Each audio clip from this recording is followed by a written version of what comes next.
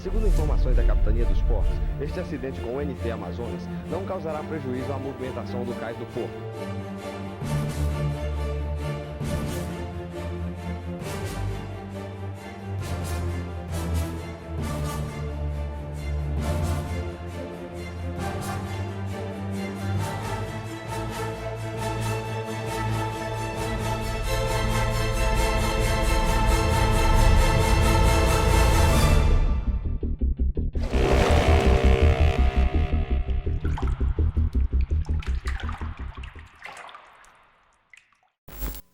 O navio NT Amazonas, de bandeira brasileira, pertencente à empresa de navegação Netumar, vinha de Manaus com destino ao Rio de Janeiro e aportou em Fortaleza na madrugada de hoje.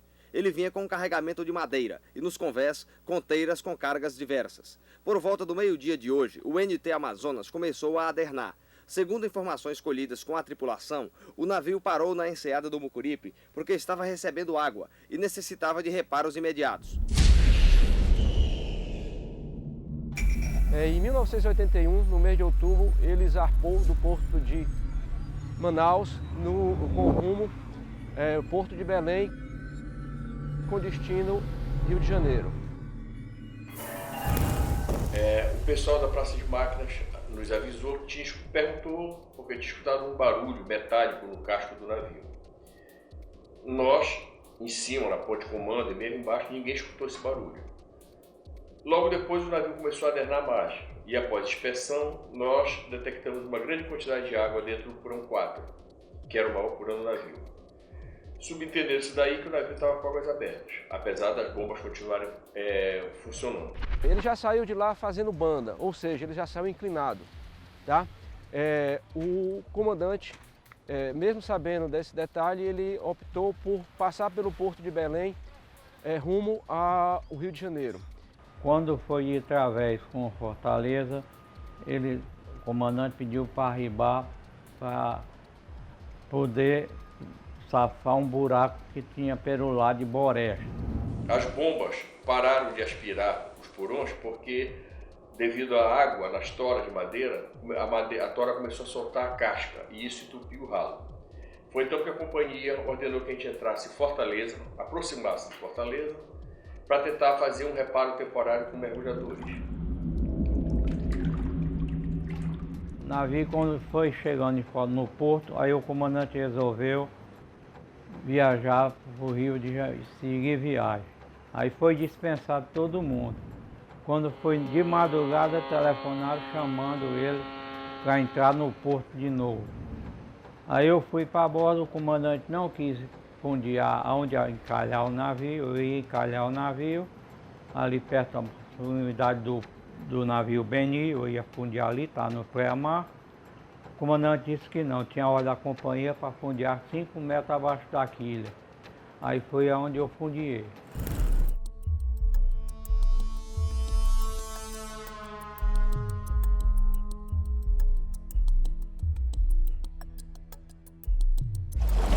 Está com ele aqui ao fundo. Essa parte que está exposta dele é uma das laterais, né? É o boreste dele. Então quando ele afundou, ele virou de lado, né? Então ele está de lado no fundo, sobre o seu bombordo. E a gente está vendo que tem um segmento quebrado, né? Que a lateral do barco ela termina abruptamente. É porque o navio se partiu, a proa ficou apoiada sobre o seu bombordo e aí ele não aguentou toda a força do mar, etc. e se soltou.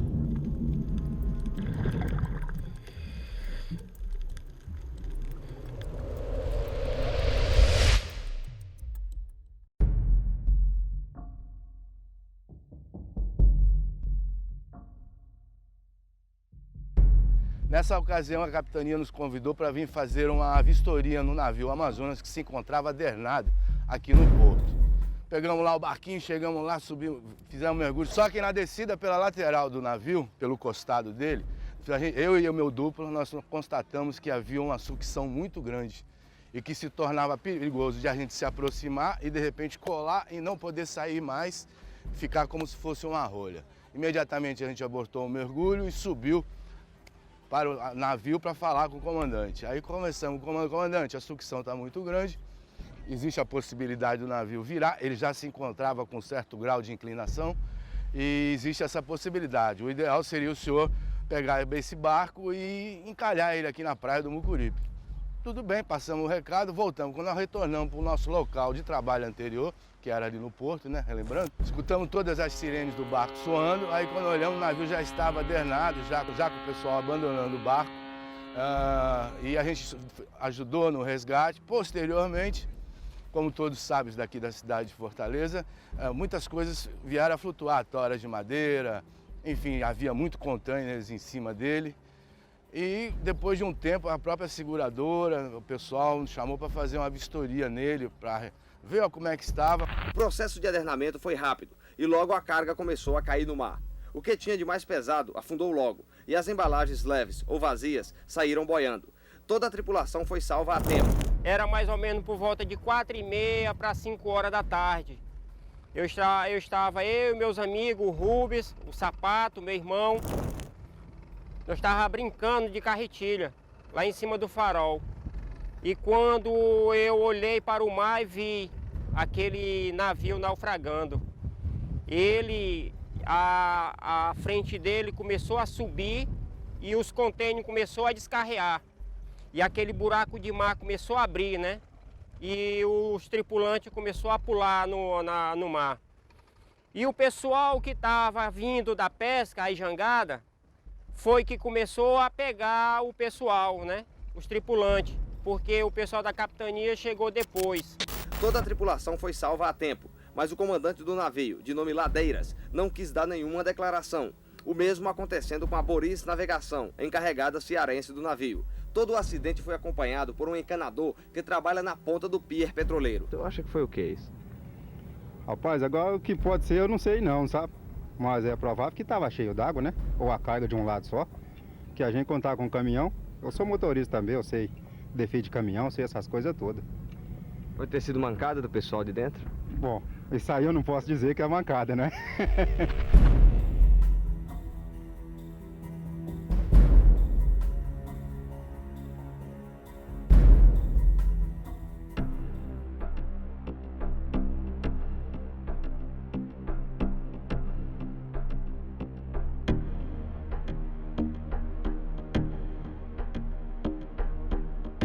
Hoje, 2 dias antes da grande aventura, estamos chegando na casa do Augusto César Bastos, o grande idealizador do projeto. E hoje, principalmente, numa reunião, um briefing, exatamente para organizar como será esse registro dos cristais. Talvez seja mais fácil, quero ver você fazer um pivô, que ele está mais arredondado. Então vai para o centro e faz um raio, entendeu? Eu tinha até, inclusive, na autorização da capitania, a gente pediu para a Marinha, a gente fez um pivô com raio de 50 metros, para a área de proteção do mergulho. Eu estava na Praia dos Botes, lá no Mucuripe, né? Aí o navio ia saindo, quando chegou depois do Titã, ele começou a dar banda, né? Aí ele voltou para trás, quando chegou nessa posição que ele está hoje em dia, ele afundou, virou de banda, né? Aí toda a carga dele começou a sair, se jogando em cima do convés. O barco estava só com dos piratas. Eu fui um dos tais que mergulhei lá, fui bater na casa do comandante, no camarote, encontrei lá um bocado de troço arauto. O que foi que você encontrou? Encontrei umas coisas lá, nem me lembro mais nessa época o que era. Encontrei uma malazinha com um bocado de papel, essas coisas. Trouxe, mas não temos nada de valor, não temos só essas coisas mesmo. As caixas pareciam caixa de fósforo, os containers, né? Então esta área todinha, daqui da Praia dos Botes até a leste-oeste, elas saíram nadando, dizer assim, né? Então muita gente se beneficiou, né? Saquearam esses containers. Tora de madeira, roupa, cristais, inclusive até hoje, diga-se de passagem, ainda os mergulhadores ainda encontram cristais.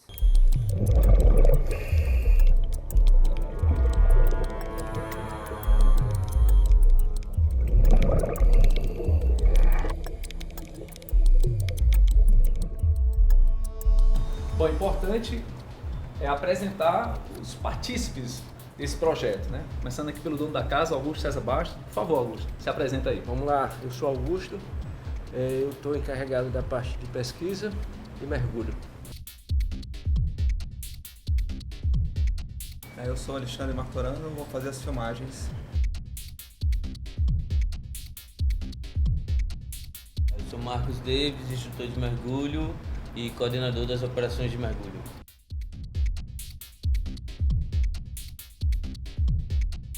Eu sou Luciano Andrade, sou encarregado de operação de sonda e magnetômetro.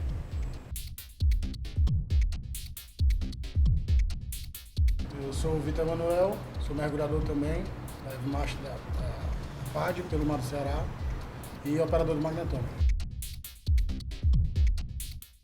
Eu sou o Henrique Coimbra, eu sou mergulhador.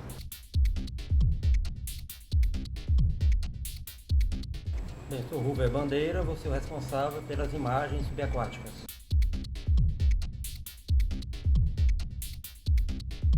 Eu sou Lídia Torquato, engenheira de pesca, mergulhadora do Mar do Ceará.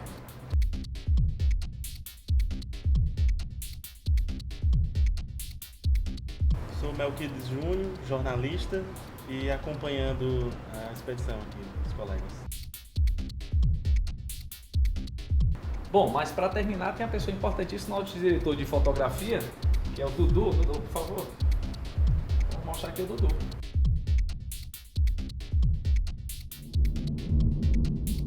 A gente vai depois fazer um mapa de como as peças estão hoje no fundo do mar, vamos fotografar, vamos diagramar, para depois a gente tentar reproduzir para o local que a gente encontrar que tenha credibilidade como instituição científica e acadêmica.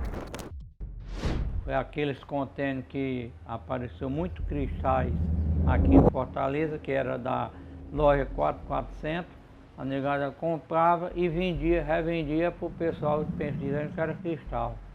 E nisso eu ainda ganhei um cinzeiro, nessa época eu fumava, eu tinha um cinzeiro do navio. Esse eu peguei no navio. E aí a gente identificou que esse navio, ele basicamente ia transportando óleo vegetal, sacos de juta, 2 pás mecânicas de 90 toneladas cada e container contendo cristais esses que eram industrializados em Manaus. Essa matéria-prima vinha da Europa, era industrializada em Manaus e posteriormente era distribuída nos mercados do Sudeste.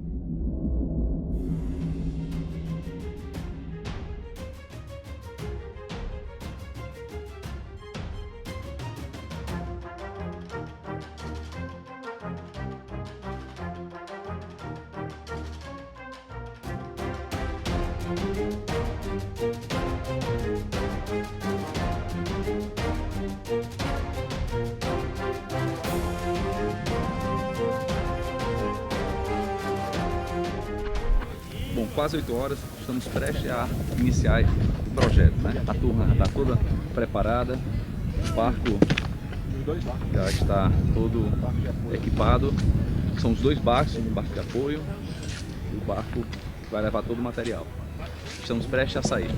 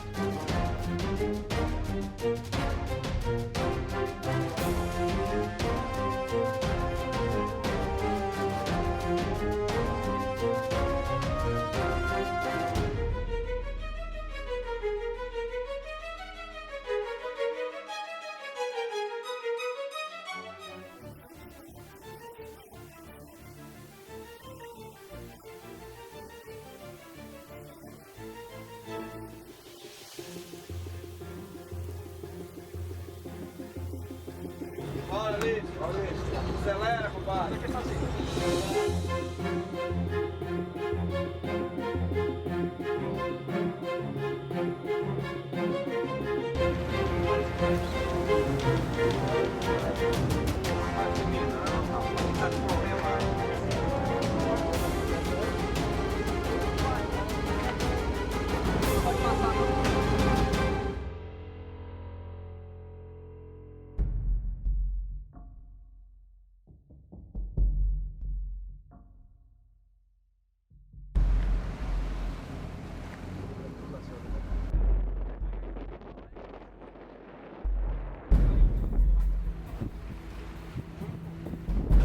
A Lídia é a única mergulhadora que está no projeto. Lídia, tua expectativa para esse nosso projeto, essa aventura? Bom, eu já fui lá, já mergulhei nos contêineres, já conheço. E a expectativa agora é que a água esteja boa, como a gente pegou da outra vez, estava melhorzinha. E que a gente consiga achar tudo, localizar o naufrágio, identificar, localizar as peças, conseguir catalogar todas. É interessante que você é a única mulher. Isso sirva também de exemplo para outras mulheres virem a mergulhar, não? É, nós temos ainda poucas mulheres mergulhadoras no Ceará, mas a gente já tem algumas. Mas desde o começo do mar do Ceará eu sempre venho sozinha nas operações, já estou acostumada. Vamos incentivar essa turma. Vamos incentivar as mulheres a mergulhar. É isso aí.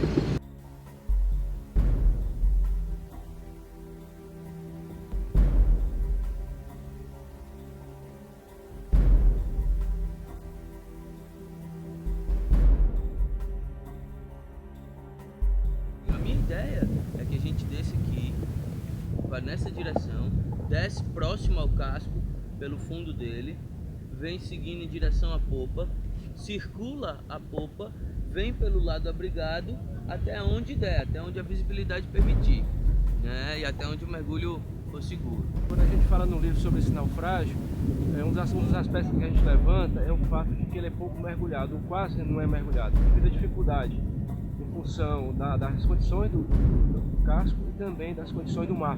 Tá? A gente está aqui ao lado do canal de entrada e saída do Porto Mucuripe.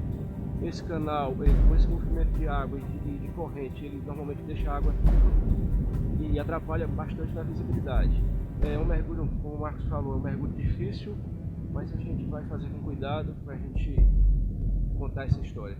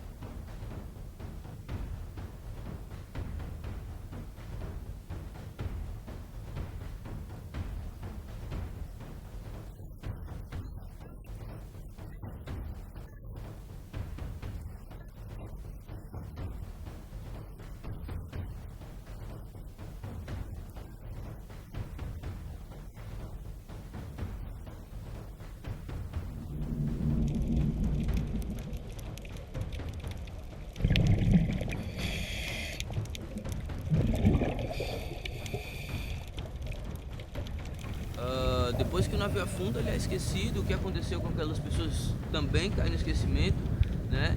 E eu acho que o mais bacana desse projeto, esse naufrágio foi amplamente mergulhado, mas o mais bacana é que a gente está resgatando essa história através do mergulho, né? A gente registrando essa história através do mergulho, né? E é um mergulho diferente, é um mergulho que a gente não tá ali não só para contemplar, né, como a gente faz normalmente a vida marinha, não é um mergulho em que a gente vai retirar algo do fundo, é um mergulho em que a gente vai coletar informações, é um mergulho em que a gente vai ter um resultado cultural.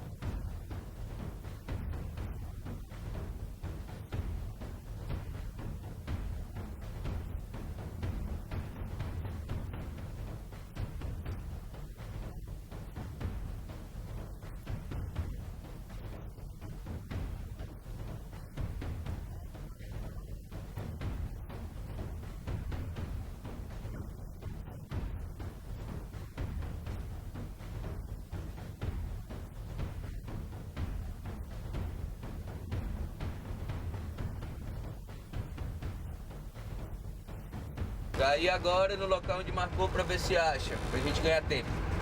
Ótimo, vai cair um negócio já, vai cair, já tá certo plano aqui já. Perfeito, obrigado. O fato é que a gente tem que agradecer também o Regis Freitas, conhecido aqui na praia como Regis Doido, porque ele descobriu esse container. Eu sempre pratiquei a caça submarina, ok? E é meu meio de vida, sempre foi, enquanto saúde tiver. E mergulhando nesse navio, descobri muitas coisas nele, tipo madeiras, tem muita madeira. Inclusive um furo que ocasionou o acidente, eu localizei. A partir daí, soube da existência que haveria vários containers. E o que aconteceu foi que eu saí mais ou menos numa rota que possivelmente ele estaria, que ele afundou no vento nordeste. Eu me baseei e pela posição dos ventos, eu tive mais ou menos uma noção o correr que ele poderia estar, algum deles. E num desses dias, tive a felicidade de encontrá-lo. Para nossa felicidade, cheio de cristais.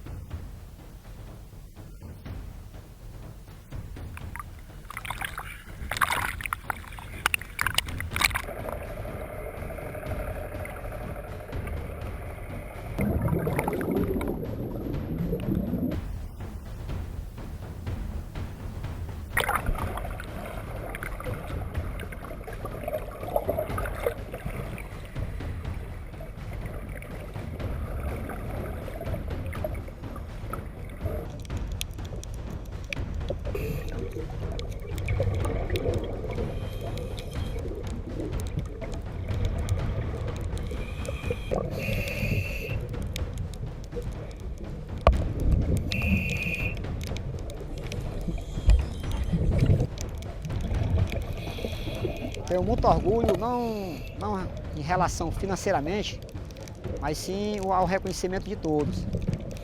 Fazer essa reportagem e reconhecer o meu trabalho, certo? Agradeço a todos aí.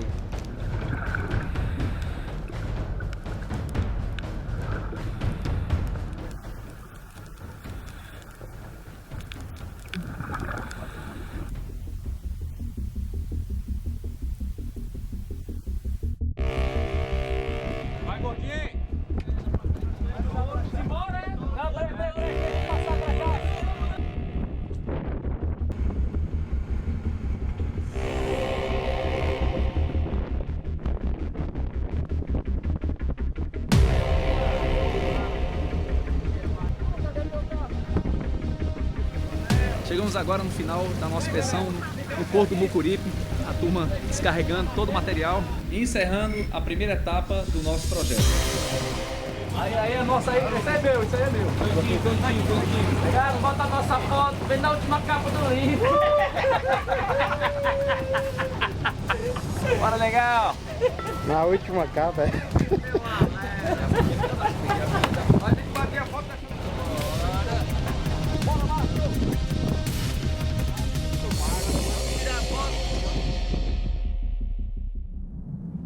Após 4 anos de idas e vindas, desenvolvendo inclusive e aprendendo com a legislação brasileira acerca das expedições de pesquisa e busca de naufrágio, nós conseguimos realizar a busca dos famosos cristais do navio Amazônia.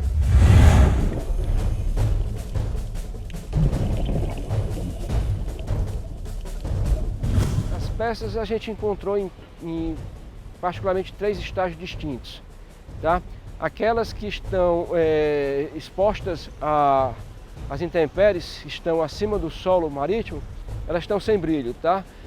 Porque elas ficaram sujeitas às intempéries do fundo do mar. As que ficaram soterradas, melhor dizendo, elas estão em perfeito estado de conservação, brilhando. Tá? É um cristal puro, embora a gente faça a ressalva que esse cristal é um cristal industrial, não é um cristal valioso. E temos a terceira qualidade de peça, que são aquelas que têm algumas trincaduras, alguns detalhes que com o tempo elas acabaram quebrando um pedacinho. Tá? A gente vai colocar em 3 lotes de peças, todas essas peças vão ser numeradas de 1 a 700. Nós vamos gerar com isso um certificado de origem, certificado numerado e assinado pelo chefe das operações e pela operadora Mar do Ceará, através da figura do Marcos Davis. A gente vai colocar no mercado essas peças, conforme eu falei, para gerar recurso para a gente desenvolver o nosso próximo projeto. A operação foi uma operação sem nenhum problema maior, foi uma operação sem nenhum incidente. Tá? Nós não tivemos nenhuma peça perdida, já que a gente tinha muita preocupação com esse transporte e armazenamento.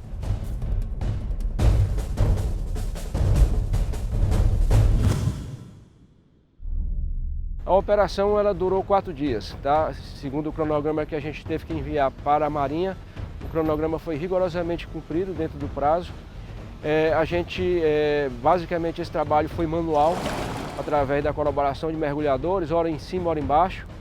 A gente utilizou lift bags ou bolsas de ar para poder suspender essas cargas que foram armazenadas em que podemos chamar de uma adaptação local, já que a gente não dispõe de muita tecnologia, mas nós pegamos engradados e fizemos com que as peças fossem armazenadas, uma ao lado da outra, amarradas, e com o lift bag nós suspendemos. Tá? Foram todas depois vistoriadas, acompanhadas. Essa operação foi toda acompanhada pela Marinha do Brasil, através da Capitania dos Portos. Nós colocamos boia de sinalização para demarcar. O período de operação normalmente era de manhã cedo até por volta de 2 horas da tarde, quando a gente conseguia ainda a condição de vento mais adequado, porque senão mexia bastante e também a gente estava cansado. Posteriormente a isso, a gente desembarcou, levamos para um lugar seguro, enquanto a Marinha do Brasil, através de seus peritos que vieram do Rio de Janeiro, do DPHDM, fazer a perícia, confirmar o que a gente achou. Conseguimos retirar 700 peças, das quais uma parte ficará com a União, através da Marinha do Brasil, e as demais nós utilizaremos para desenvolver um novo projeto que a gente está trabalhando, já que não houve nenhum interesse da parte do Aquário do Ceará. Embora que, particularmente, a gente duvida que esse aquário venha se realizar no curto prazo. Nós demos um passo importante na pesquisa e busca de naufrágio no Brasil, que até então era um procedimento um pouco hermético, era um procedimento de pouco conhecimento da grande maioria da população, inclusive até da própria, eu não diria da própria Marinha, mas da Capitania dos Portos aqui do Ceará, que não tinha acompanhado nenhum processo com essas características. Foram peças bem interessantes que nós encontramos. A gente vai agora fazer a parte de seleção dessas peças, tá? Vai dar a parte que cabe à Marinha do Brasil e, como eu falei, na nossa parte a gente vai tornar isso uma nova ponte, que é a ideia da gente fazer para a costa de Fortaleza o primeiro santuário de seres vivos marinhos. A ideia é a gente criar ao longo da península ou do espigão da João Cordeiro uma série de situações que você possa mergulhar e possa acompanhar, como por exemplo um segmento de âncoras, um segmento de um naufrágio que lá existe, uma formação de coral que lá também existe. A gente também deseja afundar 4 embarcações regionais típicas, locais, tá? Além de proteger com a estrutura de metal o container que ora se encontra o remanescente dos cristais. Estima que encontre mais alguma coisa lá, soterrada, mas a ideia da gente é criar no local uma gaiola, uma proteção para o futuro parque ou santuário de seres marinhos que a gente está desenvolvendo junto com o Labomar, e dizer que felizmente a gente conseguiu realizar um sonho.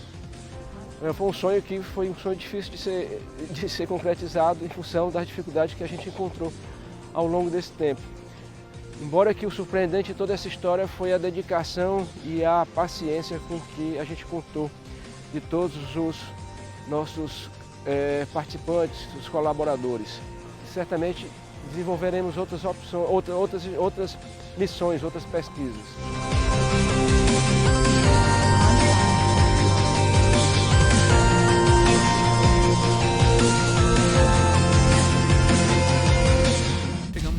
Final de todo o projeto. Marcos, Augusto, e aí? A gente só tem a agradecer, né, por ter conseguido concluir esse projeto bem bacana. Agradecer aos meninos que se voluntariaram para trabalhar aí com a gente, a equipe da tripulação dos barcos, que também é super disponível. A empresa, né? A empresa também. E a Superintendência da Pesca, que liberou o cais para a gente poder embarcar aqui.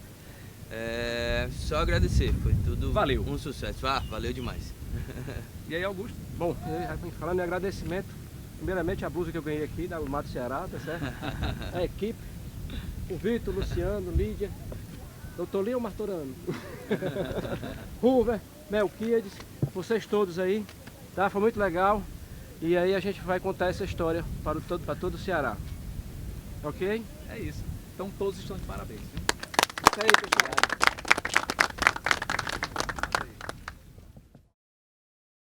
É interessante que a gente conseguiu, de certa forma, elucidar um pouco do inconsciente coletivo da nossa costa, que acreditava que esse naufrágio ele levava, como todo naufrágio se acredita, que é uma coisa interessante, é que ele leva tesouros, né? Ou fortunas, e de fato isso não aconteceu e raramente acontece.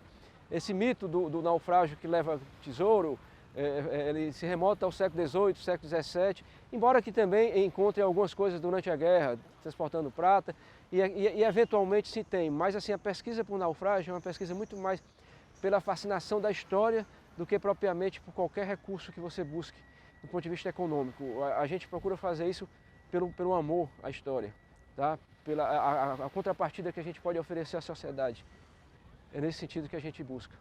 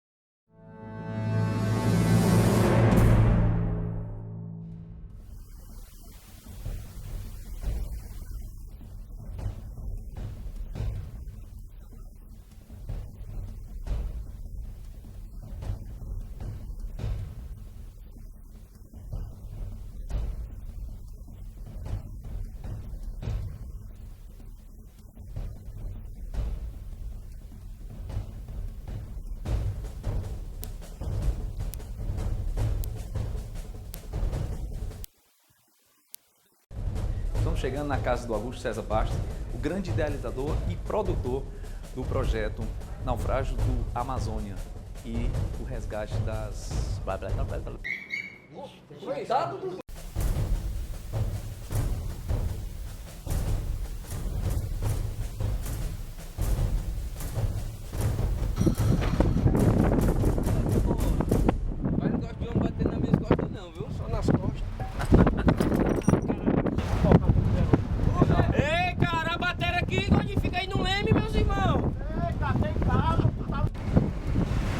Aqui, galera. Só pra foto, é? Aqui é um pedaço. A frase da Amazônia aqui. Ela aqui é a casca grossa. Vai. É nóis.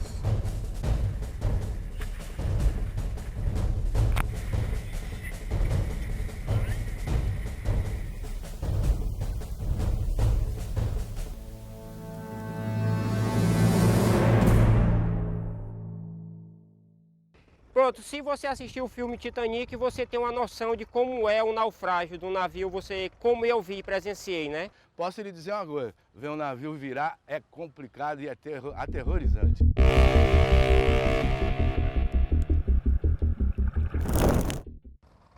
Pronto?